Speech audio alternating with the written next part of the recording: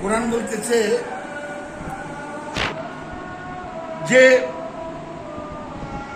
বিপদগ্রস্ত হয় সে ধৈর্য হারা হয়, আর যে ধনী মানে ধন সম্পদাই হোক সে কৃপণ হয়ে। কথা বলি কোরআন কি সূক্ষ্ম কথা বাবা, জানা কিনা? বিপদগ্রস্ত হলে সে ধৈর্য হারা হয়। বিপদের সময় কিন্তু আর আল্লাহর নাম খেয়াল থাকে, নিজের বিচার নিজেই করে। তখন আল্লাহর প্রতি ওই বিশ্বাস রাখতে পারে যে আল্লাহ তো দেখব।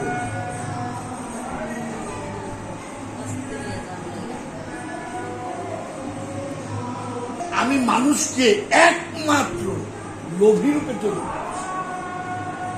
কোরআন তারপরে কথাটা কি, যে লোককে জয় করতে পারছে সেই মুসলিম।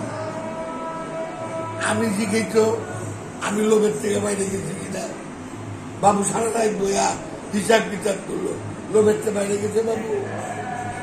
দেহটা সেটাই কাটে, মন তো কতবার গেছে গা, না যাই নাই? আমার যাই নাই 100 বার গেছে।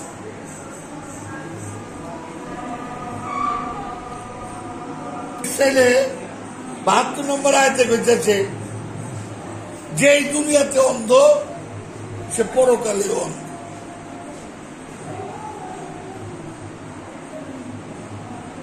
গাঁথনি কি? কোরআনটা গবেষণা করার মানুষ নাই। সবচেয়ে দুঃখ লাগছে কি জানো, যে বাবার বইগুলি মৃত। আর বাবা জাহাঙ্গীর বলতো আমার বই কথা বলে। শুনো নাই না? শুনো নাই? রাসেল বাবার বইটারে ফালাই দিয়ে কয় এটা কি লিখছে?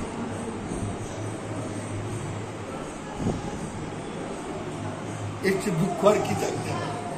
আচ্ছা বাবুর এই জায়গায় পাইছি, বাবার বই পড়িতে এর কি বাবুরে পাইতা? হ্যাঁ, কোরআনটাকে ডিনাই করে দিই। দুনিয়ার ঠুঙ্গ ক্ষমতা লোভ মোহের জন্য কোরআনটা আমরা আউট করি। গবেষণা করার মানুষ নাই। দুনিয়া নিয়ে গবেষণা করতেছে, বিশাল বড় বড় ডক্টরের আরে কোরআনটা আমরা গবেষণা করি, সত্যটা তুইলা ধরি। কি কইতেছে দেখি তো।